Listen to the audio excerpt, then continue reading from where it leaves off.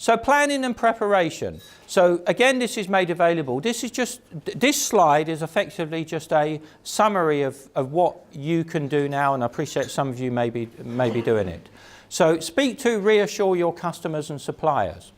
So I'll give you one example of a company near where I live in Sussex in England. They import from Hungary and Germany, and their Hungarian supplier has contacted them and said, well, here's a potential solution in the engineering sector. Stockpile. We will send you over the goods before March the 29th, and we will send you over 1 year's worth of goods. Now, clearly that's not going to solve the problem in the long term, but it's going to at least help. So that's one way, potentially, of stockpiling. And some companies, drink companies, for example, may consider stockpiling overseas. Few issues with stockpiling. You've got to put it there somewhere, so you've probably got to have warehousing overseas, or speak to your freight forwarder, see if they've got warehousing space overseas. Warehousing in Europe is quite expensive at the moment, in the same way as warehousing in the United Kingdom is expensive, because European companies, in some extent, are stockpiling in the United Kingdom. Pharmaceutical companies, for example, are stockpiling currently as well, potentially there. Not saying you do that, but with the example, this company in Sussex managed to negotiate extended payment terms as well. They said, we understand why you want to do this, but we can't physically sell all these goods. We can't sell 12 months worth of goods in 1 month. Therefore, will you give us extended payment terms? And the European supplier agreed. So not everyone might be as lucky as that, but stockpiling potentially is taking place. But if you don't have those conversations, then it's difficult to obviously get to that situation. So speak to, reassure customers, suppliers, manufacturers as well. There. Consider all implications, have a contingency plan. We're going to look at that more. Review supply chains, as we said. Possibly even some companies look at UK supply chains if possible. I know it's easier said than done for some sectors. But possibly look at UK sources of supply as well to see if that is possible. Look at employee profile. So again, look at, do you employ EU nationals? Can you help them become UK citizens? Help them in the application process? What is your recruitment targets for EU nationals? And appreciate if it's unskilled, and some sectors, obviously tourism, agriculture, it's a huge issue there. But look at the profile and look at the extent of the potential issue there. Review use of EU schemes. So funding has been secured for EU programmes to the end of 2020. I know it's not short term, but it's a sort of couple of years as well. There. Review trading terms and conditions. We're going to look at this shortly as well. I'm not suggesting for 1 minute you change your trading terms and conditions, but you should review your trading terms and conditions. So one example of that would be is if you have an arbitration or dispute resolution clause that is EU jurisdiction, European Court of Justice, for example, you might want to look at that arbitration dispute resolution clause. There are other, obviously, trade associations, potentially, International Chamber of Commerce that could be used as well as there. Speak with trade associations, like-minded companies as well. Always very, very important there to speak with the trade associations because they will be clearly involved in it. And look at authorised economic operators. I'm going to come to authorised economic operator very shortly. So this is the Brexit checklist. So there's 12 items here, and we're going to go through each one of these. Some are going to take shorter, and some are going to take longer. So checklist item 1. Check for possible import tariffs. So I mentioned the EU Market Access Database or Chamber of Commerce. Sorry, Chamber of Commerce, everyone coming to you now. But or freight forwarder to check what the potential tariffs are. Appreciate some of you might have done that already. And you've got the link to the database there. When I say consider negotiating fixed pricing, it's far easier said than done. And again, wouldn't necessarily want companies to go to their overseas buyers and say, let's lock in the pricing for the next 12 months, because the buyer might think, why are you doing that? But it's something to consider anyway, to see the potential of that. Increase production prior to the 29th of March and stockpile. Easier said than done to get warehousing space. it's fair to say that warehousing space in Scotland will be a lot cheaper than Dover and Felixstowe and Heathrow, for example, there. So think about that and think about possibly UK sourcing. Checklist item 2, impacts of customs delays. So customs delays can occur not just through having to do documentation, having the incorrect documentation. So it's something to consider there. Documents have to be filled. And just something else to mention here, not to frighten you, there is a new Customs Declaration Service, CDS, which is due to be launched shortly, that's in pilot phase currently. So anyone here in company who's used to declaring goods through the current system, Chief, that will change and become CDS. So staff will need training on that if you are making the declarations yourself. And some of the codes are different and some of the fields are different as well. Now, if you're using a freight forwarder, your freight forwarder will be responsible for that. Again, another conversation with your freight forwarder there to make sure that they're familiar with that. So that's something else to bear in mind. It's not just Brexit that's happening. There is a new Customs Declaration Service, CDS. And again, I can send you more information on that. But if your freight forwarder is making the declarations for you, in theory, that is fine. If you've got to make them yourself, your staff have to get used to the new service. Now, currently it's in pilot phase. Because of the Brexit scenario, the two systems are highly likely to run in parallel. You can't switch over the system. It is fair to say that the current system, Chief, is not deemed to be able to handle 355 million declarations, which is why the new system is needed there.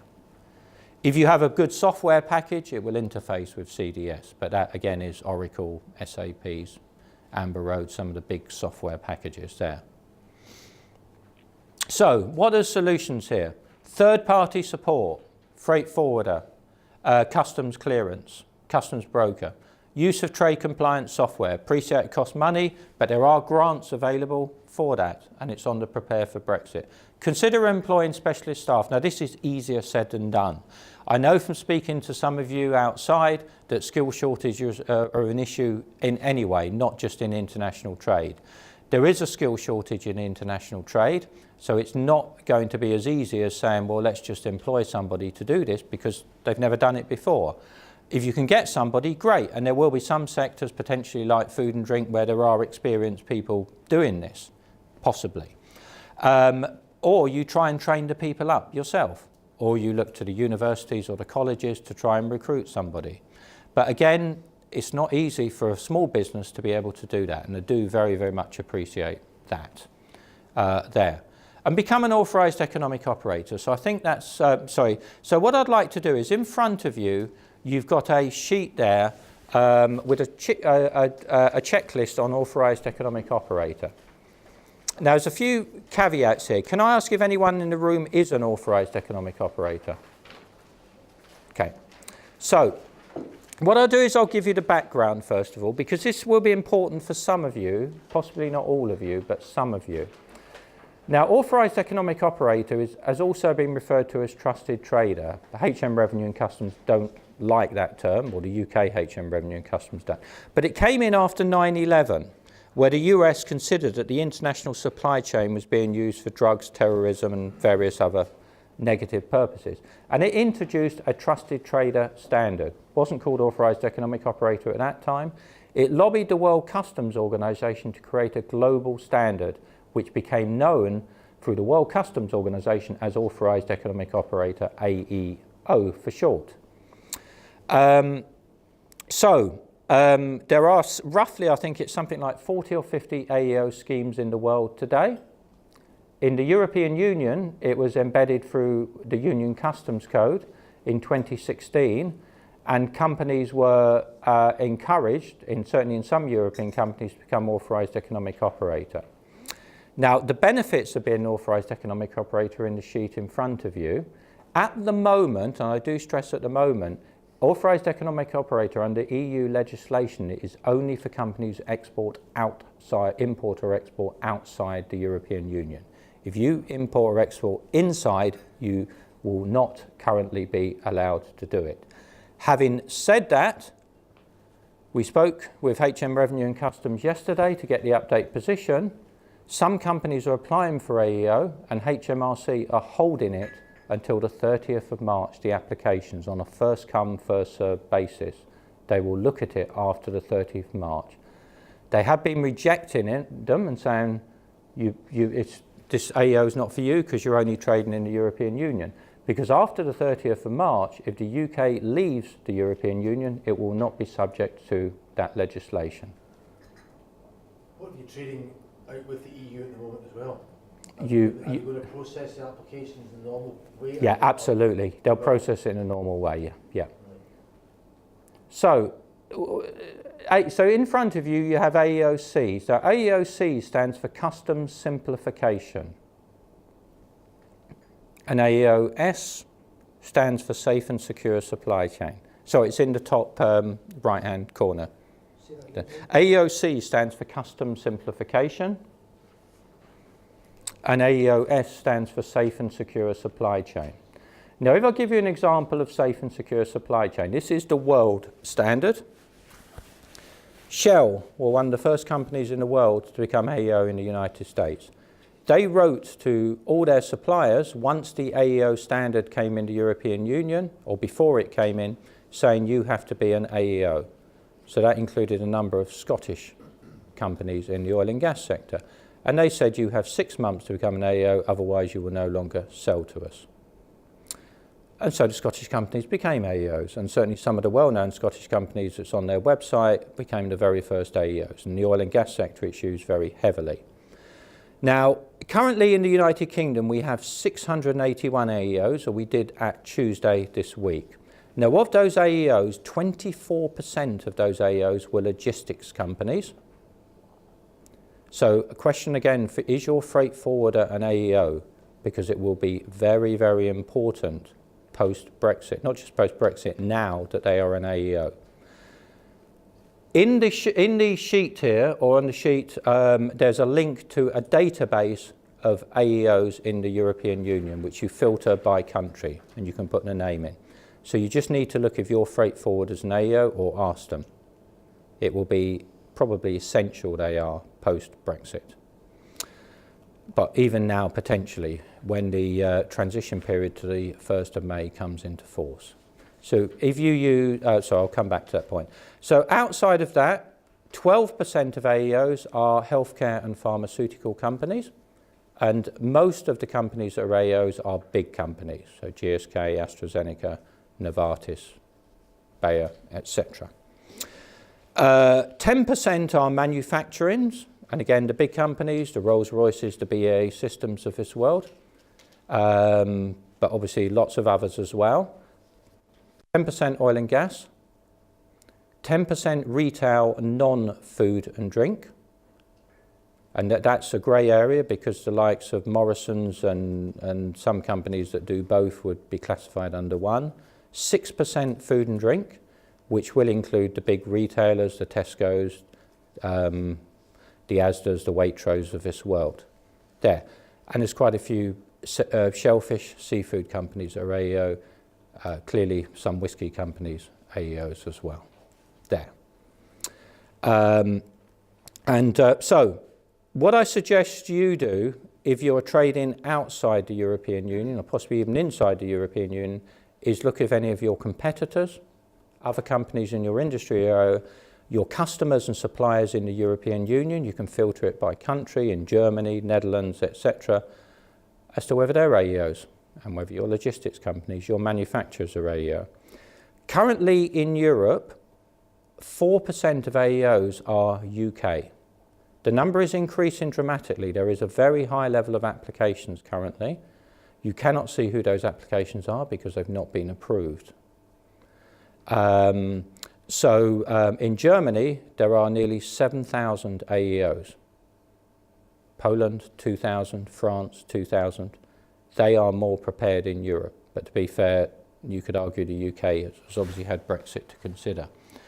So you may get pressure from your supply chain to become an AEO.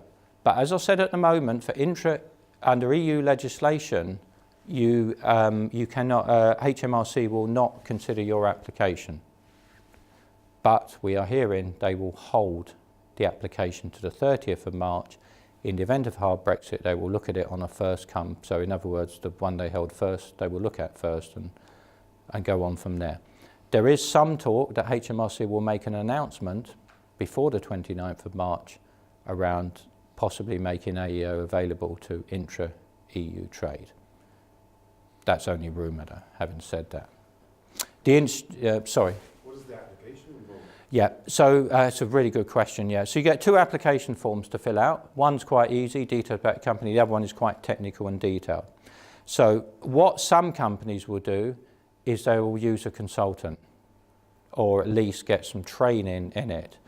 And I know one of the questions is how much is it going to cost to actually do it. Now HMRC first of all takes roughly around 4 months to become AEO, and they have recruited a lot more staff now. It was taking longer, but they've had a major recruitment drive because of the expected upturn which there has been in applications. If you use a consultant, and it is very, very ballpark, and it's not picking out any type of consultant at all, you're looking for a smaller business, and this is a smaller business, between £10,000 and £20,000. So it's not cheap. One option is to employ a member of staff, because under AEO rules, what's called a competent member of staff with a qualification, a professional qualification, has to be involved in the AEO application process, which could be a consultant. Some freight forwarders may help through the process, not all of them, but some of them provide AEO services as well, but clearly they charge. And to get through the AEO process, this is very much up for customs to say, not to me. If you have ISO accreditation or BRC accreditation, that is a tick in the box. Doesn't mean you're going to get approved, but it's going to help you. If you don't have ISO, that obviously is a barrier to overcome as well to the application process. Doesn't mean you won't get it. They will also look at your software systems as well. Doesn't mean if you don't have with all due respect, an all singing, all dancing trade compliance program that you won't get approved, but they will look at your processes and your software system. So if any are interested in AEO, there is information, I believe, on the Prepare for Brexit website about it. Again, we'll speak with the colleagues on that to make sure there is information there in that respect to find out more. There is information on the government website, gov.uk, about becoming an AEO as well. So just to clarify the benefits of AEO, but this, and again, for some of you AEO will be appropriate, some not. So what I don't want everyone going that day thinking, oh, I must become an AEO. But some sectors, if people are in oil and gas sector, it's highly likely you will, because you will get pressure from some of the Scottish oil and gas companies as part of their supply chain to become AEO. If you supply BAE Systems or part of Rolls-Royce as part of your supply chain, GSK, etc., possibly there will be pressure from the multinationals, because they have to demonstrate their suppliers are trusted traders as well. So AEO is recertified every 3 years, and the oil and gas companies are coming up for recertification, or a lot of them came up for recertification last year. So what are the benefits of AEO? Obviously, in some cases, you'll continue to be part of a supply chain and you can gain competitive advantage if you're an AEO and your competitors are not. That's one thing. The other thing is around customs inspections. So if you're an AEO, you are less likely to be inspected by customs. You will get prior warning of a customs inspection, and potentially the inspection can take place at your premises. If you're not an AEO, you will have to go to the port and wait for your goods to be inspected. So clearly, in terms of inspections, potentially AEO is better. Less customs audits if you're an AEO. And there's various other benefits around insurance, around reputation, but one of the other big benefits is around what's called the Customs Comprehensive Guarantee. So, some of you may use bonded warehouses. I'm not necessarily going to ask for a show of hands. Your freight forwarder might use the bonded warehouse for you. But after the 1st of May this year, if you are not an AEO and you want to use a bonded warehouse or duty relief schemes, some of you may use inward-outward processing If you have repairs, you might have duty repair relief. You will have to provide a customs comprehensive guarantee. What you would do there is you would go to customs and you would fill out an application form and you would ask them, how much do I need for the guarantee? They would come back and let you know. They would look at your nature of your product, your safety, how you're storing them, your reputation, and they would come back with a figure. And then you would go to your bank and ask for a customs comprehensive guarantee. Under AEO, you receive a 70% waiver on the value of that guarantee. So if that guarantee is, for argument's sake, £100,000, then you need a guarantee of £30,000 as an AEO. If you have a duty deferment guarantee, not excise, a duty deferment guarantee, you get a 100% waiver as an AEO on your, so in other words, you don't need to get your bank to produce the duty deferment guarantee. Some of you may use, and sorry to get technical, simplified import VAT accounting SEVA. Anyway, but if you have a duty deferment guarantee through your bank as an importer, under AEO you get a 100% waiver. So in other words, you don't need the guarantee, less bank facilities. And 70%. So hence the customs comprehensive guarantee that banks are applying, AEO is a major advantage, but currently for outside EU. If things change, there will be a big scramble to become AEOs, and we know that. So it's worth looking at it, but look at it in relation to your business. Obviously, some goods will be inspected more, and we've said agricultural goods clearly will, and pharmaceuticals will be subject to more inspections than other goods. But they're not the only goods, military goods clearly. Anything that you need an export license for clearly will be inspected a lot. If we're okay to keep going for about 10 minutes, so I think I've covered most of the things, and I don't want to overwhelm you too much. Assess high-risk clients' market segments. I'm sure you will know who your big customers are. Look beyond the supply chain though. If you're selling to another company or wholesalers, who are they selling to? So look beyond that and look potential impacts as well, not just who you're directly selling to, and communicate with your customer. Rules of origin. I will provide further information. I'll provide you with practical examples of rules of origin. That's really just what I've said today in terms of meeting the threshold for how much is currently UK EU origin. And we spoke, I hope someone don't mind me mentioning, we spoke about the United States as an example there. So I'll give you some examples of United States and China as well, so you can actually see impacts, not just the EU there. And in some cases, it might provide opportunities for you. So if you can become part of UK supply chains, if some of your potential customers are saying, well, actually, I want to deal with somebody in Scotland, it might present an opportunity as well for you to become part of UK supply chains. Now, review contract terms. When I say review, I don't mean change contract terms, I just mean review them. In your slides, in the information you've got there, I've just done a very basic terms of sale. And it's, the areas in green are the areas which potentially could be subject to renegotiation. As I say, it's only an example, but look at dispute resolution clauses if you have one. And I also want to talk about Incoterms as well. Now, some of you have heard of Incoterms. Can I check who's heard of Incoterms in the room? Okay, lovely, good. Okay, so just to confuse you even more, and I'm terribly sorry about this, and I'm not going to get the blame for this one, Incoterms are changing next year to Incoterms 2020. Now, there might only be a few changes, but some of these terms could change in terms of what they represent. So unfortunately, I'm terribly sorry, you need to look out for that as well. The announcements are probably, the training is going to start taking place in about June, July this year in terms of what those changes are going to be. Now currently you will have a view what your Incoterms are, and I'm not here to comment on what's right or wrong, but let's say currently you are using EXWorks, EXW. That means that your overseas buyer, for example in Germany, is responsible for picking the goods up at your premises. Okay, that's good. That means that you do not need to make the customs declarations. You do not need to do the documentation. Well, currently it's frictionless trade, so you don't have to do that anyway. But in a Brexit scenario, you would not need to do that. Well, that's good news. That's the solution then. Get my German buyer to do it. Well, that is a potential solution if they're doing it. They're going to charge you probably because they're going to have more costs doing that.